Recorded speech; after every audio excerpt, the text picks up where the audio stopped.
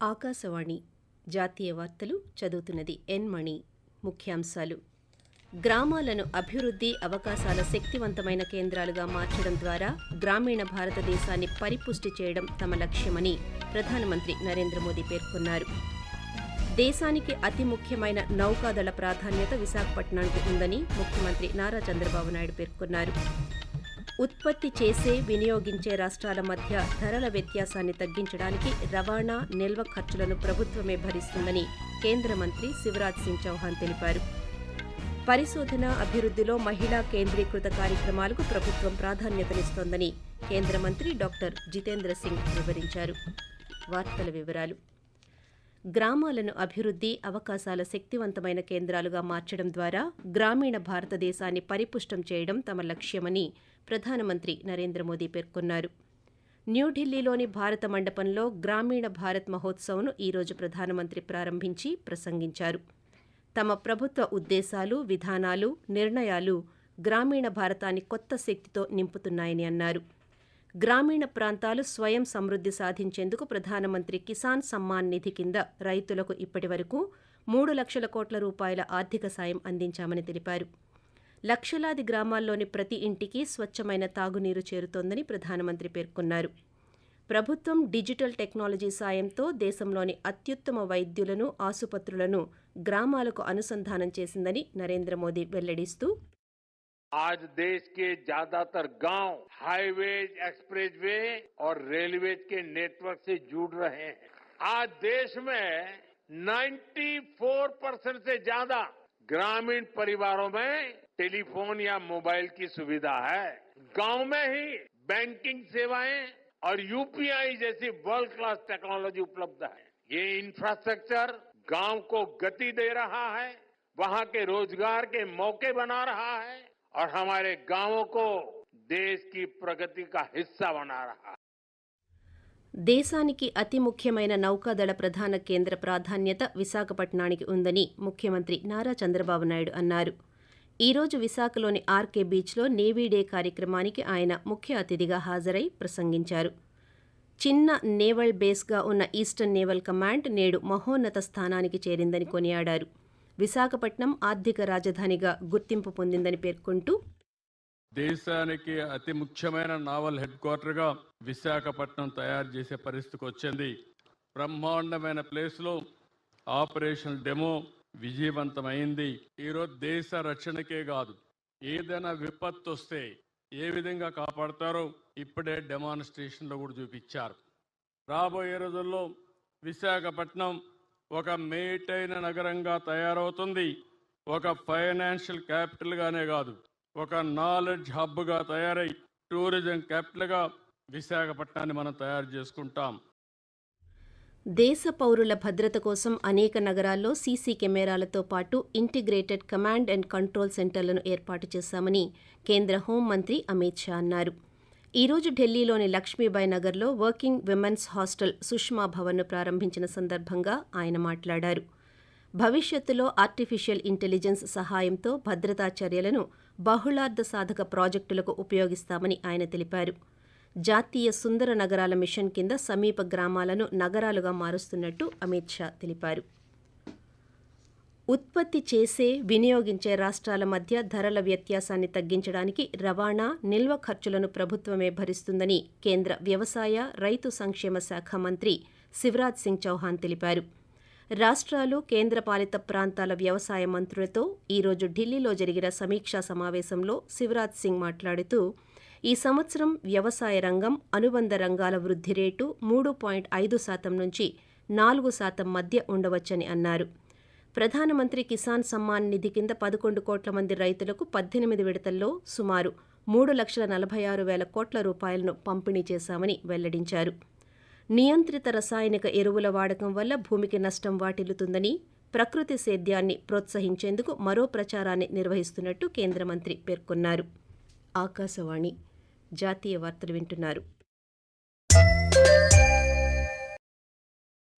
Senior శాస్త్రవేత్త, భారత అణు కార్యక్రమాన్ని రూపొందించిన కీలక రూపకర్తల్లో ఒకరైన డాక్టర్ రాజగోపాల చిదంబరం ఈరోజు తెల్లవారుజామున ముంబైలోని ఓ ఆసుపత్రిలో కన్నుమూశారు. 88 సంవత్సరాల ఆయన చాలా రోజులుగా అనారోగ్యంతో బాధపడుతున్నారు. భారత అణ్వాయుధ కార్యక్రమాన్ని రూపొందించడంలో డాక్టర్ చిదంబరం కీలక పాత్ర పోషించారు. 1974లో భారతదేశం మొదటి అణు పరీక్ష, అలాగే 1998లో పోఖ్రాన్ 2 పరీక్షలు భారతదేశాన్ని అణుశక్తిగా స్థాపించడంలో ఆయన కీలక పాత్ర పోషించారు. భారత ప్రభుత్వ principal scientific adviser, Bhabha atomic research centre director, atomic energy commission chairperson సహా పలు కీలక శాస్త్రీయ, వ్యూహాత్మక పదవులను ఆయన నిర్వహించారు. 1975లో పద్మశ్రీ, 1999లో పద్మవిభూషణ్ పురస్కారాలతో సత్కరించారు. రాజగోపాల్ చిదంబరం మృతి పట్ల ప్రధానమంత్రి నరేంద్ర మోదీ సంతాపం వ్యక్తం చేశారు.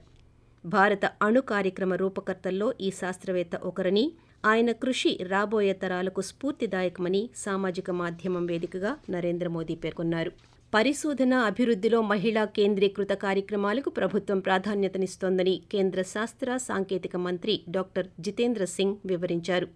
శాస్త్రీయ పరిశ్రమల విభాగం 40వ వ్యవస్థాపక దినోత్సవం సందర్భంగా ఈరోజు ఢిల్లీలో జరిగిన కార్యక్రమంలో మంత్రి పాల్గొని మాట్లాడారు.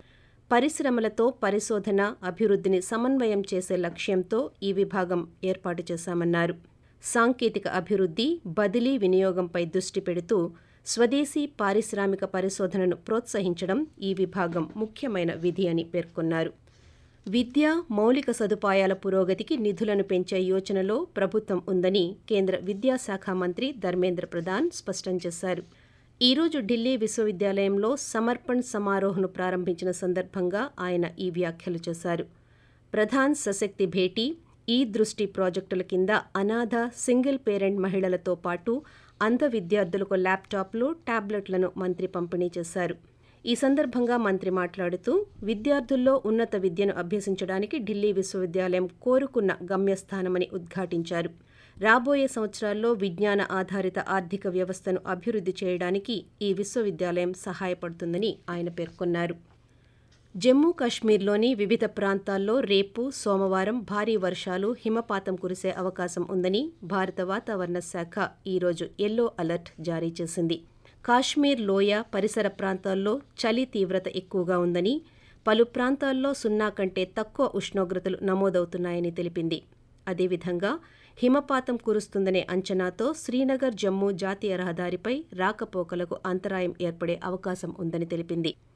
బారాముల్లా, బందీపోరా, కుప్వారా, గండేర్బల్, అనంతనాగ్, కుల్గాం జిల్లాల్లోని హైవేలోని పర్వత ప్రాంతాలు, ప్రధాన రహదారులపై మంచు, హిమపాతాలు, కొండచర్యలు విరిగిపడటం వంటి ప్రమాదాలు జరిగే అవకాశం ఉందని పేర్కొంది.